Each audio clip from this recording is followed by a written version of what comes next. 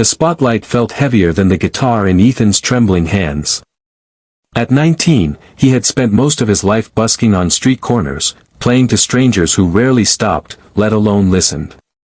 Now, standing on the grand stage of America's voices, he could hear the murmurs from the judges' table, whispers of doubt, glances that said he's just another nervous kid who'll crack under pressure. His ripped jeans, faded leather jacket, and calloused fingers told the story of someone who didn't belong in a world of polished contestants. One judge even leaned to the other and muttered, "This one's gonna be rough." Ethan adjusted the microphone, eyes flicking to the crowd. Thousands stared back, waiting for him to fail.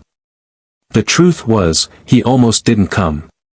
His mom, the only family he had left, had worked double shifts at the diner to scrape together enough for him to audition. "Show them who you are," she'd said, slipping her lucky silver pendant into his pocket that morning. That memory steadied him. The gentle strum of his guitar filled the silent hall as he began, on a dark desert highway. His voice was soft at first, hesitant, but something in the melody ignited a spark. By the time he reached the chorus of Hotel California, the hesitation vanished. His tone deepened, rich and soulful, every word soaked in a lifetime of longing and hope. The judges, who moments ago seemed uninterested, began to lean forward. A woman in the front row wiped her eyes. Then came the bridge. Ethan closed his eyes and let himself feel it, not just sing it. He poured into those notes the pain of nights sleeping in his car, the hope of better days, and the love for a mother who sacrificed everything. The hall transformed. The crowd was no longer watching a scared kid, they were witnessing a story told through music. By the last line, silence hung in the air like the moment after a deep breath. Then, an eruption. The audience leapt to their feet, applause thundering through the room. Ethan blinked in disbelief as one of the toughest judges, known for rarely smiling, stood and clapped slowly, eyes glassy.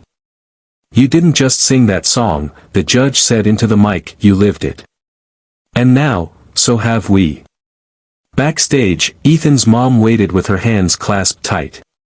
When she saw him running toward her, guitar still slung over his shoulder, she pulled him into a trembling hug. "You did it," she whispered. That night, the world met a boy they thought would fail but instead reminded them of something simple yet profound, that talent isn't always wrapped in glitter, and dreams don't care where you start. They only ask that you believe enough to try. And as Ethan walked out into the cool night air, silver pendant warm against his chest, he knew this wasn't the end of his journey. It was just the first standing ovation of many.